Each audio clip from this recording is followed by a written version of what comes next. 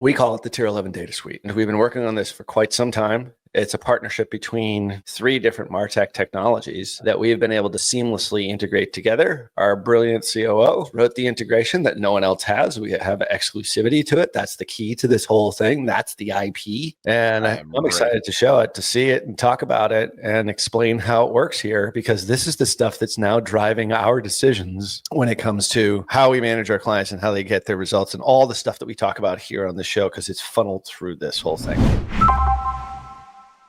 This comes back to a lot of the things that we've discussed on every single one of our lives, is that you always go back to the data. You go back to the MPIs, right? You go back to the marketing performance indicators, NCAC specifically being one of the big ones.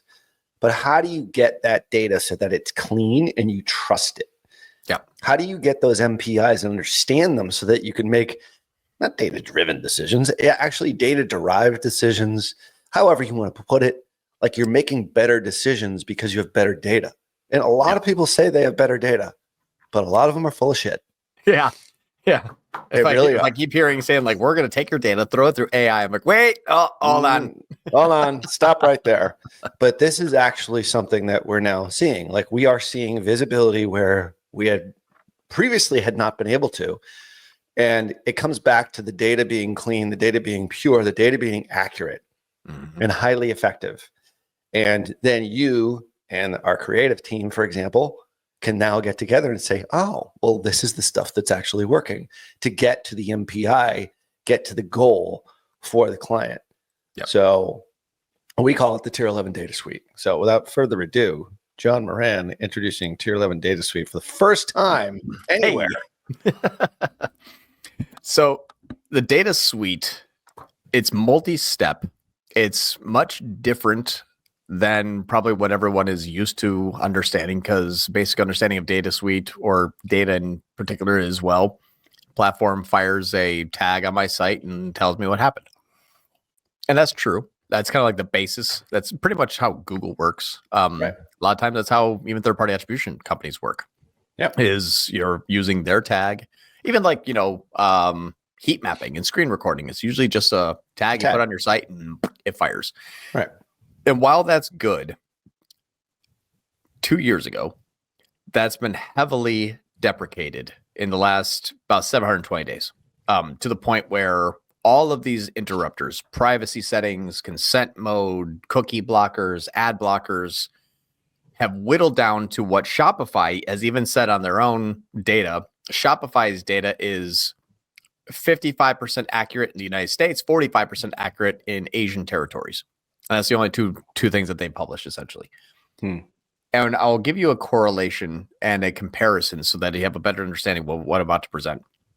If you were to log into Shopify's backend and go into the marketing tab and look at their attribution model, that attribution model, even if you set it to like first click and last 30 days, that attribution model will show approximately 55% accuracy if you're in the United States. Right. And if you're marketing to people in the United States. Yep. And it's almost by law. The reason why is there's been essentially a removal of third-party cookies. So purchased historical traffic is now illegal, basically, from all the big providers. And being able to piece together a person's journey through multi-steps has failed due to the implementation of the tech. Mostly it's because the implementation of the tech is being, the engine that tech is run on is how fast is your website. Yep. That's one of the biggest crux of this whole thing. Someone comes to your website, it fires the tag, they change pages, it fires the tag again. What people don't quite understand is that even Nike themselves takes 4.1 seconds to load a page. And that's fast. That still failed the core web vital. And this is Nike. This is not, anybody small. Like, this is the big boy. Yep. And at big people, whatever it is, that is a 4.1 seconds for largest contentful paint, which means the page takes 4.6 seconds to load. This is just the home page. If you go into a page that's more image heavy, more video heavy, things like PDPs where they have social proof, it gets even longer. A lot of times your average largest contentful paint for like a small business is anywhere between like 8 and 16 seconds. And what this means is that if you're putting a tag on your site for attribution and that tag is deployed towards the bottom of the HTML, that is going to take whatever seconds it's going to take for that thing to fire. And if it does not fire, it's going to lose the person and it's going to leave it up to fingerprinting, even within one visit. What this means, if they get to your site and they're on page 1 and the tag fires, it's like, good, we see Ralph here. Ralph goes to page 2 and then it goes to page 3, but he wasn't on page 2 for 4 seconds. It's Ralph's gone. Now we got this new person here. Direct's here. Well, let's welcome Direct. It has nothing to do with Ralph. Thank you, Ralph. Yeah. Ralph's gone and Direct's here. And that happens all the time. And everyone that's asked. And nobody knows who Direct is. No. And no one knows who Direct. And now you log into GA4 and half the people are Direct. Direct. You log into sometimes Northbeam, Triple Whale. And it's like unattributed, Direct. Like, don't worry. Throw on our AI. Yeah. Unknown. Right. Don't worry. Throw on our AI and we'll tell you what we think it is. Yeah. We're going to model it. That's a very expensive decision. And then even Meta is like, hey, you know what? We're going to use modeled conversions. We don't really know, but here's what we think happened. Exactly. And here's what we think happened. And not only that, here's what I think happened. Let's throw that into a multimedia omni-channel mix. So now you got a whole bunch of unattributable sources coming from different points in their journey, showing up randomly inside the channels as brand new to the site. Give that 7 days and 100,000 users. And then at the end, it's kind of all blended together and half of it's unattributed. And you're like, well, shit, I don't know what to do now. I have half my data is accurate. Imagine your kid coming home with a report card and it says all C's. Some are A+, some they're failed. That's what we're doing here. All C's.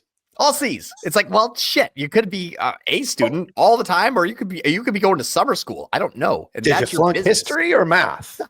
And that's your business, right? But all C's. It's exactly what we're doing. It's like our business is, man, I hope it's good.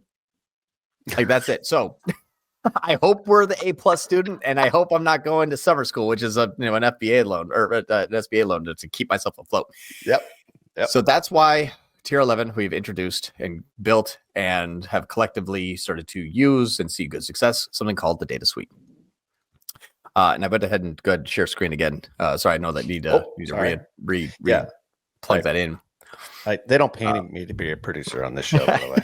And I didn't cue you up. I know. I was like, no, we're not talking. We're talking about it, but here we are. Yep, giving our marketing team a heart attack in so doing, but that's okay. By the way, this is not rehearsed. I'm just winging this here. I understand it real well, but I have not presented this. That's good. All right. So we understand that. So basically, the problem is the unknowns, the direct, the unattributeds. You have no idea what these people have done. And half of it is your fault. Half of it is fast enough because your site isn't fast enough, but also there's pop-up blockers, there's ATT prompts, there's all these other things that sit on the browser. Mode.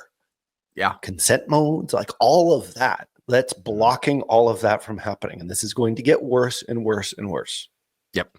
And we're going to have to rely on the platforms to model, or the third-party attribution systems to model the data to a certain degree, or just not show it at all because they don't know what the hell it is. They don't know who Ralph was. Ralph now becomes direct.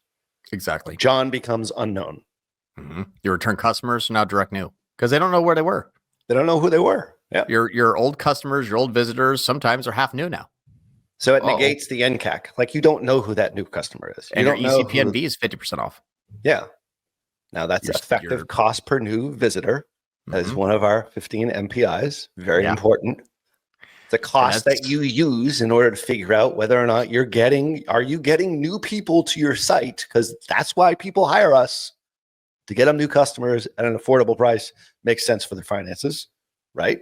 It's usually how growth happens. And can you afford to scale that network? Correct. And this is going to seem like a big sales pitch. It's not. It's half of this is understanding how to. It's understanding the source of data. This is also the reality that we live, and this is not going to get any better unless you have a solution for it. Right. So this is how things should run. So here's your user. This is Ralph. Ralph, I'm now a female. Is a very exactly with the nice laptop sitting crisscross applesauce because Indian style is not PC. I've never sat like that in my entire life. It's funny. I'm actually sitting like that now. That's my niece. That's right. How's my back? I'm old. Anywho, so user journey starts with visits various platforms. So user joins one of the apps. They're logging into Instagram, and they say, you know what, I'm gonna hop on Instagram and I'm gonna look around and I'm gonna click on an ad. And now that ad, that's where this portion comes in that usually everything else breaks, is when the person clicks on an ad and they go to the website. Typically, they go right to the essentially origin server. Like they're going right to the website, and this is where this thing breaks here. That simple, just going from an ad click to the actual server itself of where your website resides is where things break. Your privacy tools, cookie blockers, browser-based blockers have no effect on Data Suite. All this stuff is passed back through, which we'll go through in a moment. But essentially, it is all being failed at that point in time. And that's why even Shopify can't give you accurate data as to what Shopify sees. And they're a publicly traded massive entity. Right. They are still off. Still off. For those of you who don't know, let me just interrupt there. A lot of people don't really understand exactly how the internet works. Like your website is housed on a server that is called the origin server. So when you click on an ad in this case, or you go to a website, that origin server calls up that HTTP and then delivers it into your browser. That's how the internet works. So was that accurate? Basically, yeah. Again, it's traffic for a reason. You're literally going to someone else's server. It's like going to their store. Right. Now, if your front door opens in 4.5 seconds, you're like, yeah, I don't want to leave this store. Like that's kind of the thing. Right. So this is the difference. What if you went to Costco and it took you 4 seconds for the door to open? Would you actually walk in? 1, 2. That's a long 4 seconds. 4. Yeah, or the greeter is 4-second delayed. Like you walk in, 4 seconds later, like, do you have your ID? Like, yeah, now direct's here.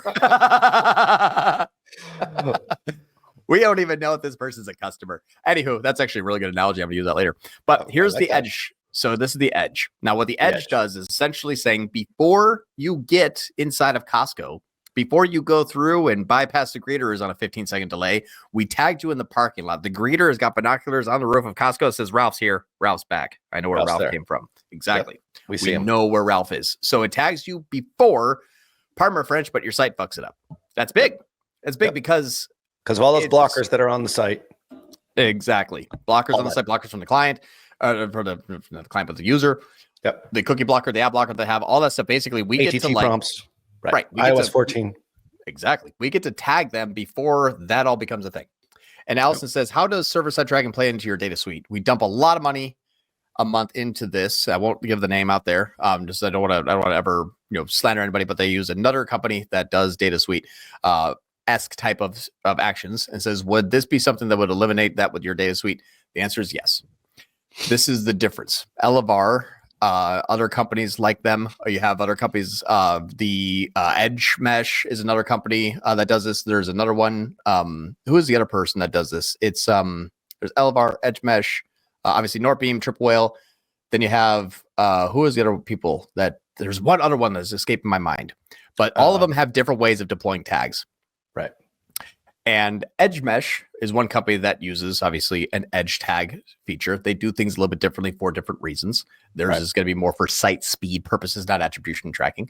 Right. The data suite uses Edge. That is, the edge tag that we have. That is similar. Other companies, those things like Elevar, Northbeam, those type use a website coded that's fired. It's fired from the server side, but it's prompted by the website.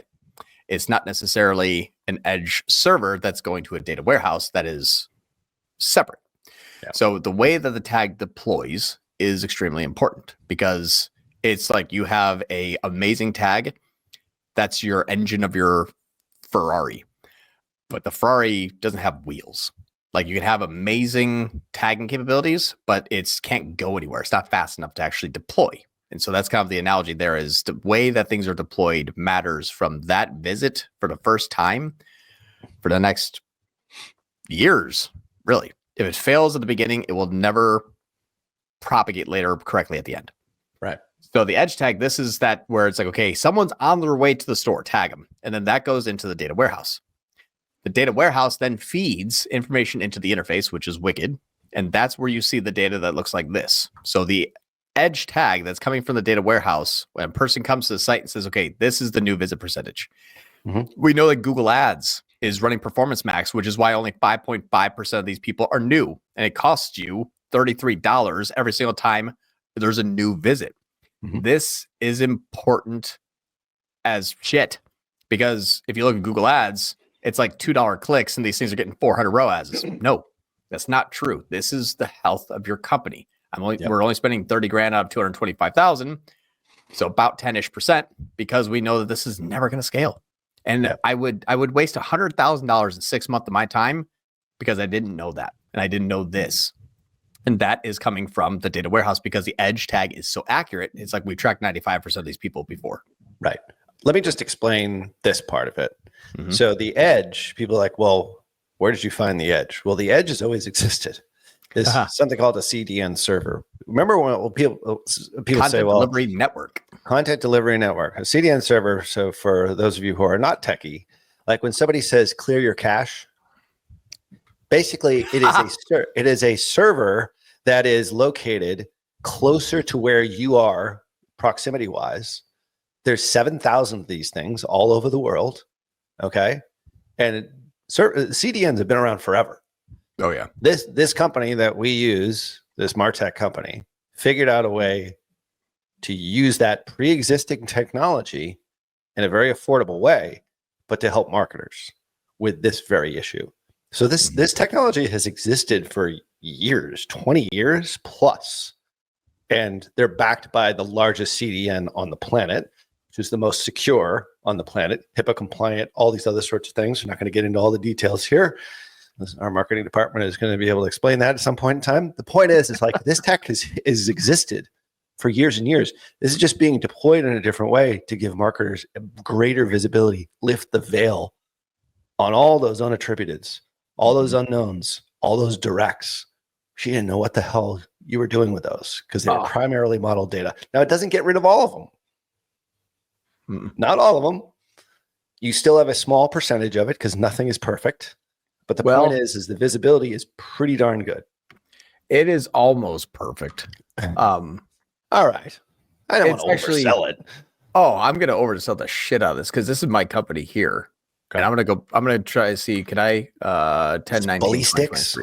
No, this is Traveloo. Oh, Traveloo. Yeah. Anywho, so I'm going to do this. I'm going to go back to this here in a moment. But yes, it's not perfect, but I actually, you know what? I'll spoil it. So here's the full funnel model. This is using full funnel attribution. It says, hey, organic had 141,000 of your revenue out of 789,000. Now, this is my personal brand. I have never run anything but a little bit of, Facebook remarketing, which is why this thing is 0.5% new visits. Yep. Man, that's really accurate. But the revenue says, hey, 141,000 revenue from organic. And then we said, wait a minute, that can't be possible. We don't have organic traffic. We're reselling of luggage like Samsonite. No one knows who Traveloo is. That's never come from anywhere else but the return traffic is like it can't be right. So they say, okay, well, what if I do click date, first click only? So now using the same filter since 10/19/2023, says, all right, remember like all of your organic? Yeah, that wasn't actually 150,000. It's 4,000. Took 150,000 of organic traffic and turned it into 4,000 because it didn't start there from first click. And this is why I kill brand campaigns for people all the time. Like last week's case study where I was like, hey, we took this one campaign and we just wiped it out. That was spending 2/3 of the cost and 2/3 of the revenue. We just wiped it out. Saved 2/3 of our ad spend that week. 10 G's in 1 week. No, 15 G's in a week. Didn't lose a dime. That's because of this. We're good marketers because we understand this is how we believe things are working, and then this proves it. So 150 grand down to 4,000. It's not 100%, but 98 is pretty good. 98 is pretty good. So the other example that we have, it's like it eliminated, if you compare side by side, and we'll leave this for our marketing team to show this, but we compare GA4 versus Wicked Reports. Like Wicked Reports is the interface. We tried to build our own interface. John, I spent $150,000 wasted money. Well, Angela will always laugh at that. Back when we were just printing money and we were doing kind of crappy work, actually. This is years and years ago. But Wicked Reports is a lot of people have tried Wicked Reports before, and they didn't like it because it didn't really have any of the stuff that you just showed. It's completely transformed from my perspective. Like this is, we obviously, have a stake in that company. So I have a slanted viewpoint for sure. However, for the mid-sized to small market individual, forget, enterprise. Northbeam can take the enterprise. Like they're a good company too. I'm not going to say anything bad about those guys. Of course, I'm an investor there, and I'm an investor there too. Great. It's not our audience and not the people that are on this call, though. It's not our audience. But that team does really good work. However, this is the stuff that's relevant to you. Wicked Reports has completely transformed. And now with this, which only you get through Data Suite, by the way, because they don't use edge tag. They don't use the edge. They gather their data in some other way, which we'll get into at a later date. But the point is, it's like this data that's coming in, because it's being caught in the data warehouse, it's now first-party data. Yep. And I know we have about 5 minutes left before we want to get to some questions, and I have a little bit of update on some strategy stuff. But I do want to just at least kind of go through the rest of this if it's cool. Go for it. But when it goes into the data warehouse, this is where everything shoots back out of this. This is the central hub for everything. This feeds the data that you're going to look at in your reports. This also passes it back to the ad platform so that the ad platform has additional data. Now, you all know I'm a big proponent of in-app measurements bullshit. Right. I still am. But this feeds more of that. So it's not that 50 is now 70 and it's a perfect. 50 is actually probably 100 in reality, but I have my in-app data go from 50 to 75. I'm 50% closer than I was to the actual truth. Excellent. Right. It means faster optimizations. It means that my slanted T-row as a TCPA goals that are using half data targets, because it is only half accurate, can be a little bit more accurate now. All of the information that I need, feeder strategy is going to be twice as fast because it knows where those people are coming from. So it knows, okay, that person actually came from that campaign because data warehouse said this is a return user. Let's go after them. So all of this is going back a couple of years when everyone really liked Meta and Google Ads conversion tracking before it all broke down. This kind of brings it back. So it's like if you were one of those people that got kicked in the proverbial gonads about the iOS, this kind of alleviates that a lot. All of us were. And 2021 was a horrible. Well, actually, the end of 2021 was a horrible year. We lost like half our customers. Right, like, and basically, I mean, all Meta really did was just kind of like remove this stuff here. Basically, is what they did. They had an interface with a good amount of data. They removed that. Now it's like we've rebuilt Meta. Yep. Then also this thing can be sent to the CRM tools. So HubSpot, if you have, Shopify, all that information that is being sent to the platforms, not only for ads, but the platforms for measurement, lead flow, lead quality, source of leads, reporting that comes to your C-suite, quarterly results, if you're a publicly traded company, what you're actually going to produce is new versus returning revenues. You don't lie to your investors. All of that can be sent right to you for a low cost of hire us. But so all that data, though, makes your data much more accurate. So this centralized hub goes back to the platform to make it more accurate. It goes back to the interface to tell you what the truth is. It goes back to the e-commerce platform. So your sales team is going to be better, equipped to manage newer opportunities more effectively. All of this stuff is now much more streamlined and accurate and easier to make very good data-driven decisions off of. And I will say data-driven because this is the data warehouse, and it's the most overused cliche thing that you can possibly say of data-driven, but this is using a higher amount of more accurate data for you to become a good marketer again.